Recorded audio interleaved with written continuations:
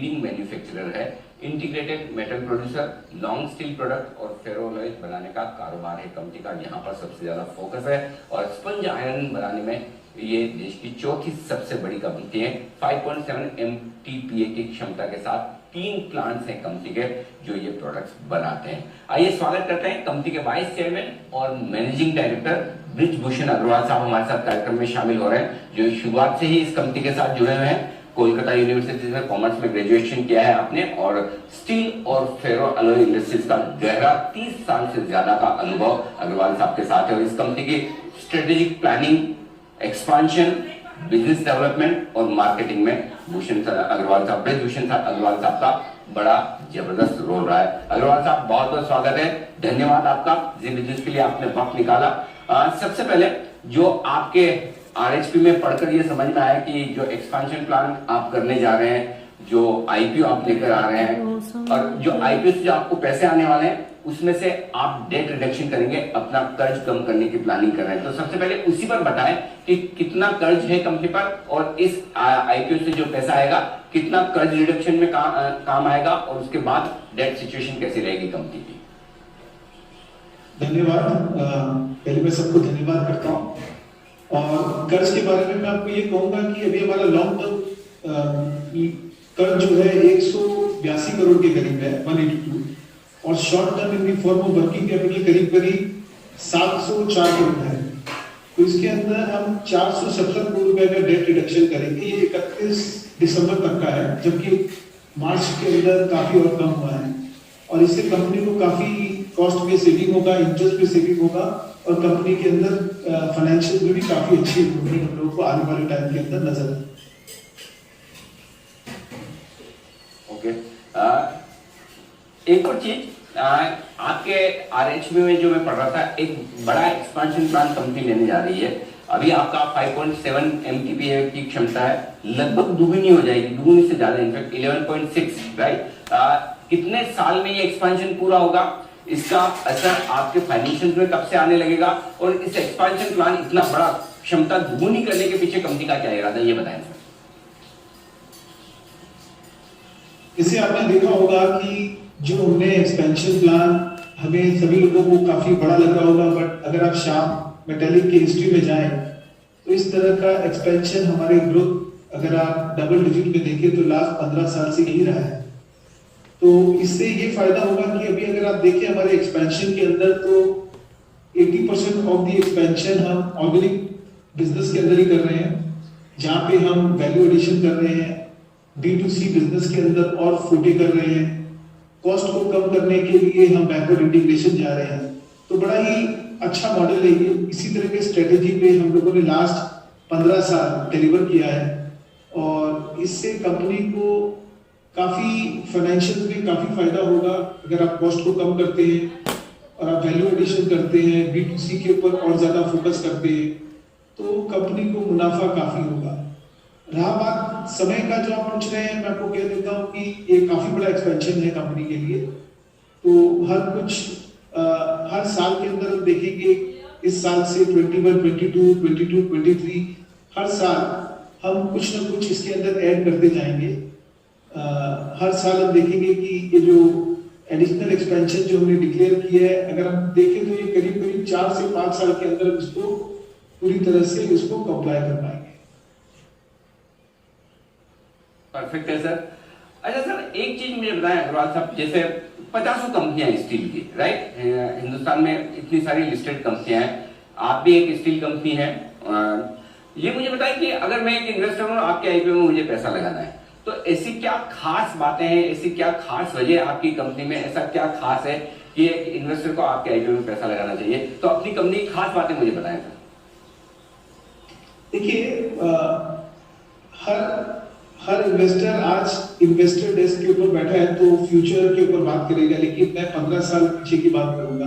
15 साल के अंदर काफी ज्यादा बिजनेस के अंदर चेंजेस हुए हैं और काफी इंडस्ट्री के अंदर चेंजेस हुए हैं। अगर आप देखें तो 15 साल के अंदर श्याम मेटालिक एक ऐसी कंपनी रही जो डबल डिजिट ग्रोथ दिया है और एक्सपेंशन किया है। सस्टेनेबिलिटी की बात ही नहीं कर रहा हूं, अगर आप क्रेडिट रेटिंग की बात करें तो हम AA- हैं, एक यूनिक मेटल स्पेस के अंदर है। मैं अपने आप को एक मेटल कंपनी बोलता हूँ, एक बास्केट ऑफ मेटल्स है हमारे पास।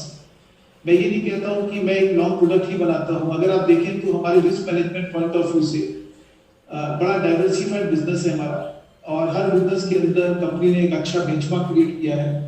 आप बात करें पैलेटाइजेशन प्लांट की, आज हम आयरन ओर फाइन्स खरीदते हैं और लम्स और फाइन्स के अंदर भी करीब करीब 5 से 6 हज़ार रुपए टन का कॉस्ट की सेविंग होती है अगर आप कोई भी स्टील फाइन से बनाते हैं तो।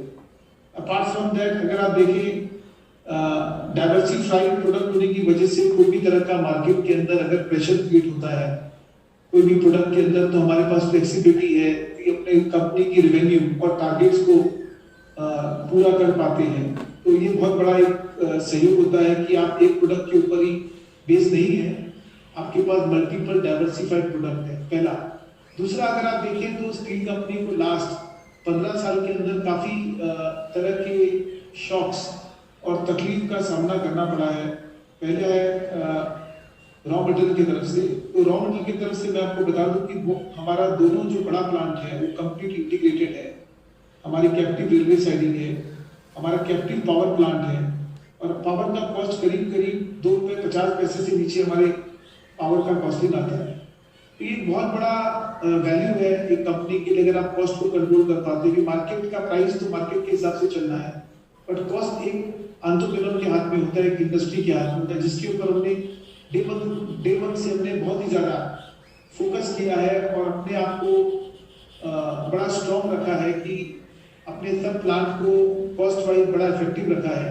आप देखिए जितना भी रॉ मटेरियल है आज के दिन, मेजर रॉ मटेरियल आपके कोयला है और आयरन ओर है, ये करीब करीब 50 किलोमीटर के अंदर सब कोल माइंस हमारे प्लांट के आसपास है। तो हमारे को लॉजिस्टिक्स में, प्लानिंग में, क्वालिटी में काफी फायदा होता है। हमने लिंकेज दिया हुआ है कोल इंडिया से, उसमें हमें काफी फायदा है। आप आयरन ओर की बात करें तो वो भी करीब करीब 250-300 किलोमीटर के अंदर सब माइंस हैं। आज आप देखिए कि आज चाइना जैसी कंट्री इंडिया से, ऑस्ट्रेलिया से आयरन ओर लेके जाती है, स्टील बनाती है और एक्सपोर्ट करती है, लेकिन श्याम मेटालिक का मॉडल अगर आप देखें तो वो on the bed of the raw material है। काफी इससे एक फायदा होता है कंपनी को प्लानिंग के अंदर, स्ट्रेटेजी के अंदर, अगर आप रॉ मटेरियल के पास है।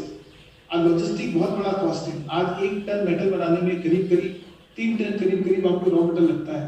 अगर आप अपने बिजनेस को प्रॉपरली स्ट्रेटेजी वाइज अच्छे से उसका निर्माण कर सकते हैं तो उससे कंपनी को लॉन्ग टर्म के अंदर काफी फायदा होता है। इसीलिए लास्ट 15 साल के अंदर हमने कभी भी लिवरेज नहीं रखा बहुत ज्यादा। मोस्ट लीस्ट लिवरेज कंपनी रहा। ब्याज का और मूल का वजन हमारे ऊपर करीब करीब बहुत ही कम था। अगर आप देखें तो ये हमारा ट्रैक रिकॉर्ड रहा है। ये इसीलिए रहा है जबकि हमने ग्रोथ भी किया। अगर कंपनी के अंदर फ्री कैश नहीं होता, कंपनी अगर आमदनी नहीं करती तो कंपनी ग्रो नहीं करती। तो आप सोचिए जब 15 साल के अंदर हमने अपने कंपनी के अंदर इस ढंग से काम किया है तो आगे आने वाले टाइम के अंदर तो समय डिफरेंट है। आज 150 मिलियन टन का वर्ल्ड स्टील एसोसिएशन ने बोला है कि शॉर्टेज है worldwide. India has to export lot of steel in outside country.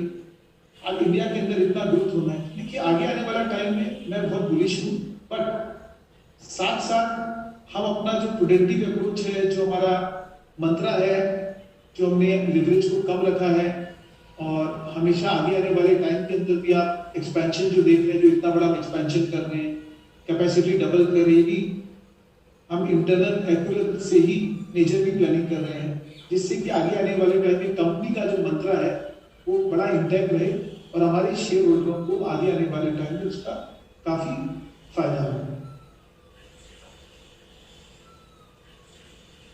ये है ढेर सारी चीजें जो इस कंपनी को लेकर बेहद खास हैं, जो अग्रवाल साहब ने आपको बताई है। अग्रवाल साहब, पिछले 15 साल से लगातार डबल डिजिट ग्रोथ है कंपनी में, 15 साल से। हाँ जी, बिल्कुल बिल्कुल। अच्छा, क्या बात है। स्टील कंपनी में लगातार इतनी 15 साल से, क्योंकि ये कमोडिटी साइकिल बहुत ऊपर नीचे होता है। अच्छा ये बताइए, तो फिर आपको फर्क नहीं पड़ता ये कमोडिटी साइकिल जब बड़ा मुश्किल में आता है, नीचे होता है, डिमांड घट जाती है, भाव घट जाते हैं, तो तब आप ग्रोथ कैसे मैनेज करते हैं सर?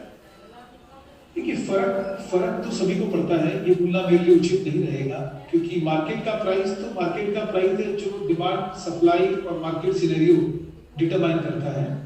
मुनाफा के अंदर सभी को फर्क पड़ता है, बस फर्क ये है कि सिंस हमारा जो ब्याज है, लोन है, वो काफी हमेशा कम रहा। कैश फ्लो चैलेंजेस लोन को चुकाने में, लोन रीपेमेंट्स में और इंटरेस्ट पेमेंट में काफी कम रहा। प्रेशर हमने कंपनी के ऊपर हमेशा कम रखा और मार्जिन्स वाले बिजनेस के अंदर ही हमने कॉन्सेंट्रेट किया हमेशा कि हम कैसे वैल्यू चेंज करें अक्रॉस इंटरमीडिएट प्रोडक्ट के अंदर, अपने कंपनी के अंदर कैसे वैल्यू क्रिएट कर सकते हैं, जिससे कि आगे आने वाले टाइम के अंदर कोई भी तरह के सर्जेस और कोई भी तरह की डिफिकल्टी हो तो कंपनी को कम से कम या अपना प्रेशर फील नहीं करना पड़े। और पास्ट में देखें, इतने सारे चैलेंजेस रहे स्टील इंडस्ट्री के अंदर। रॉ मटेरियल का चैलेंजेस रहा, आपके डिमांड का चैलेंजेस रहा और बहुत सारा एंटी डंपिंग स्टील के भी चैलेंजेस हमने लास्ट 5-6 साल पहले सभी लोगों ने हमने मार्केट में देखा है कि बहुत सारी विदेशी स्टील हमारे कंट्री के अंदर बोर्ड के ऊपर आ रही थी। बट हमारे जितने भी प्रोडक्ट है, अगर आप देखें इसके अंदर बड़ा डाइवर्सिफाइड प्रोडक्ट भी है और मैं बहुत यकीन के साथ कह सकता हूँ कि जो भी प्रोडक्ट के अंदर हम डील करते हैं, लास्ट कई सालों में हमने अपने कंट्री के अंदर इंपोर्ट होते हुए नहीं देखा है। तो ये बहुत बड़ा एक चीज है कि आज आप कोई प्रोडक्ट बनाते हैं, आप उसके अंदर इंपोर्ट पोटेंशियल नहीं है बल्कि एक्सपोर्ट पोटेंशियल है। तो ये भी एक काफी बड़ा स्ट्रेंथ रहा फ्रॉम द इंटरनेशनल मार्केट है। और अगर एक और हम डिस्कस करें कि रॉ मटेरियल तरफ से, कि आज के दिन आप जो भी रॉ मटेरियल स्टील प्लांट्स के अंदर यूज करते हैं और आपकी डिपेंडेंसी अगर विदेशी मिनरल्स पे या रॉ मटेरियल के ऊपर नहीं है या कम से कम है, तो उसमें से हम एक कंपनी है जिसके अंदर इस तरह का स्ट्रेंथ आपको मिलेगा देखने के लिए। ओके, तो ये है आपके लिए जबरदस्त आगे का एक्सपेंशन प्लान भी और कंपनी की योजना भी। अग्रवाल सर, एक चीज पर और राय देना चाहता हूँ, क्योंकि आपके पास 100% स्टेक है अभी कंपनी की। इस आईपीओ के बाद आपकी रह जाएगी 88% के आसपास, राइट? तो 75% तो लानी पड़ेगी जो सेबी के नियम है उसके मुताबिक। तो वो एक लोगों के मन में ये रहता है कि भाई प्रमोटर स्टेक कम करेंगे, तो उसको लेकर क्या जो है, जो आगे 12-13%, 13%, 13.5% आपको घटानी है, उसका क्या इरादा है? देखिए, ये भी 3 साल का टाइम है इस पर सेबी गाइडलाइन, और आपने देखा होगा कि प्रमोटर की जो नीति है पास्ट में हमेशा कंपनी के साथ रही है। तो मेजर जो QIP आना है वो कंपनी के ही मेजरली मैं कह सकता हूँ, मैं आपको ये नहीं कह सकता कि बोर्ड डिसीजन रहेगा, बट मेजरली कंपनी के फर्दर एक्सपेंशन में या कंपनी के ग्रुप पे ही उसका जो मूल्य है, जो भी इन्वेस्टमेंट है उसमें फोकस किया जाए। ठीक बात है।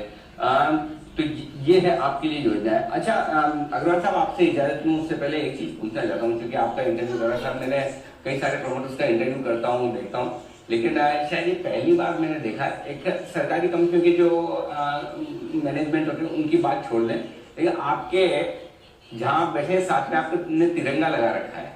और हमारे शो की परंपरा है कि हम जब शो का समापन करते हैं तो देश के प्रति सम्मान के साथ एक सैल्यूट के साथ करते हैं। ये तिरंगा लगाने के पीछे विचार क्या है आपका, ये बताइए। देशभक्ति, अगर आप बात करें मतलब हर आदमी को एक नेशनलिज्म मतलब बहुत ही कॉमन चीज है। आप देखेंगे मेरे ऑफिस में भी, मेरे चेंबर में भी, सभी जगह, मेरे गाड़ी में सभी जगह आपको नेशनल फ्लैग लगेगा, देखने मिलेगा। एक कंप्लीटली एक देश के प्रति एक अपना फीलिंग कह लीजिए या देशभक्ति कह लीजिए। बहुत बढ़िया, वाकई में अच्छे विचार है अग्रवाल साहब, और उम्मीद करता हूं कि आपके आईपीओ को बेहतरीन रेस्पॉन्स मिले। सोमवार से आईपीओ खुलने जा रहा है, हमारी बहुत बहुत शुभकामनाएं। उम्मीद करें आईपीओ भी सुपर डुपर हिट हो और साथ ही आपकी लिस्टिंग भी जबरदस्त हो, और उसके बाद आपकी जो पारी की शुरुआत होगी कैपिटल मार्केट में कि वो लाजवाब रहे, ऐसी हमारी शुभकामनाएं। बहुत बहुत शुक्रिया सर हमारे लिए वक्त निकालने के लिए। बहुत बहुत धन्यवाद।